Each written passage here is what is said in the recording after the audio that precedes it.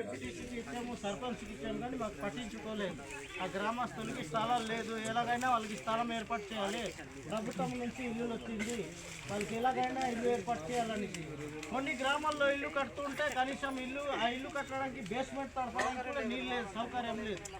పంచాయతీలో ఉన్న పుష్కలంగా నిధులు ఉన్నాయి, అక్కడ నుంచి ఎలాగైనా మీరు పైప్ అయినా మాకు సప్లై చేయండి, మాకు నీళ్ళు అక్కడ నుంచి నీళ్ళు తెప్పించుకుంటామంటే అది లేదు.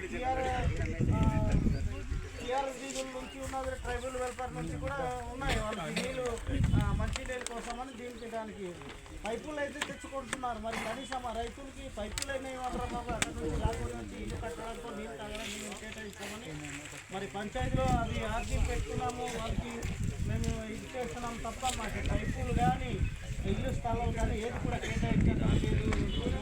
ఇల్లులు కట్టడానికి చాలా గ్రామాల్లో అలా ఉండిపోతున్నాయి ఇల్లులు, మారుమూల ప్రాంతంలో రోడ్ సైడ్లోనే కడుతున్నారు, మిగతా గ్రామాల్లో అలాగే ఉండిపోతున్నాయి. పీటీటీ వాళ్ళని కూడా దయచేసి ఫారెస్ట్ వాళ్ళకి మరి డిమాండ్ చేసి, ఎలాగైనా ఫారెస్ట్ వాళ్ళకి డిమాండ్ చేసి ఆ గ్రామంలో రోడ్ ఇళ్ళే కట్ చేయాలి. అన్ని గ్రామంలో అందరి పీటీటీ వాళ్ళకి వచ్చినటువంటి ఇల్లులు నిర్మాణం చేయడానికి మనమందరం కూడా కష్టపడి వాళ్ళకి ఇల్లు